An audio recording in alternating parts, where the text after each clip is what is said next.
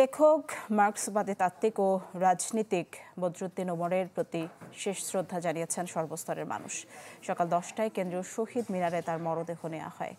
শেষবারের মতো তাকে শ্রদ্ধা জানাতে সেখানে ভিড় করেছে হাজারো মানুষ। এদিন বদরুদ্দীন ওমরের প্রতি শ্রদ্ধা জানাতে কেন্দ্রীয় শহীদ মিনারে উপস্থিত হন অন্তর্বর্তী সরকারের কয়েকজন উপদেষ্টাও।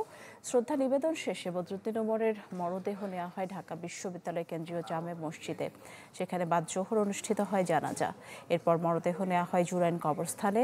সেখানে বদরুদ্দীন ওমরকে তার মা বাবার কবরে চিরনিদ্রায় শায়িত করা হবে।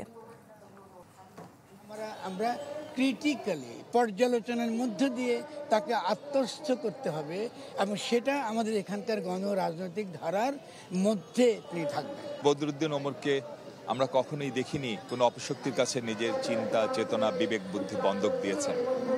উনি ওনার মতো করে লড়াই করে গেছেন। জনগণের বৃহত্তর স্বার্থের প্রতি, দেশের প্রতি নিষ্ঠাবান থাকা, সেই জায়গাটা বদরুদ্দীন ওমর তৈরি করেছেন এবং সেইটা বহুকালেই প্রবাহিত থাকবে।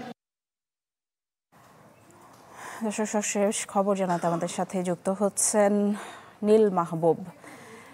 নীল, আপনি এই মুহূর্তে ঠিক কোথায় রয়েছেন? সব শেষ খবর জানতে চাই, তার দাফন ঠিক কখন নাগাদ হবে? ধন্যবাদ নিশি। এই মুহূর্তে আমি আছি ঢাকা বিশ্ববিদ্যালয়ের কেন্দ্রীয় যে মসজিদ সেই প্রাঙ্গণে, কারণ কিছুক্ষণ আগেই কিন্তু ঠিক এখানেই বদরুদ্দীন ওমরের নামাজে জানাজা সম্পন্ন হয়েছে এবং তারপর কিন্তু তার মৃতদেহ বহনকারী যে ফ্রিজিং গাড়িটি, সেই গাড়িটি কিন্তু জুরাইনের উদ্দেশ্যে রওনা দিয়েছে এবং জুরাইন পৌঁছে যাবার পর কিন্তু সেখানে তাদের যে পারিবারিক কবরস্থান আছে সেখানে কিন্তু বাবা মায়ের পাশেই তিনি শায়িত হবেন, অর্থাৎ তাকে দাফন করা হবে। এইটা আসলে জুরাইনে পৌঁছার পর তারপরেই দাফনটি করা হবে।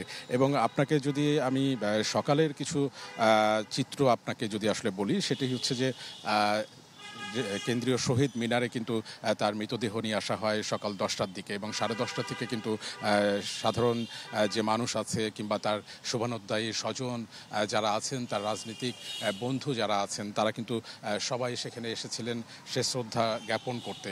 এবং সেখানে কিন্তু আমরা দেখেছি যে যারা আসছেন তারা কিন্তু বলছেন যে এই যে বদরুদ্দীন ওমরের চলে যাওয়া, সেই চলে যাওয়াটা আসলে একটি অপূরণীয় ক্ষতিই বলতে হয়, কারণ বাংলাদেশের প্রতিটি আন্দোলনের সাথে কিন্তু তিনি জড়িত ছিলেন, সম্পৃক্ত ছিলেন। এবং এই যে গণ অভ্যুত্থান ঘটে গেল, অর্থাৎ তার এই যে দীর্ঘ জীবন, 94 বছর বয়সে কিন্তু আসলে তিনি ওপারে পাড়ি জমালেন, কিন্তু এই শেষ বয়সেও যে এই গণ অভ্যুত্থান, সেটার সাথেও কিন্তু তার সম্পৃক্ততা ছিল।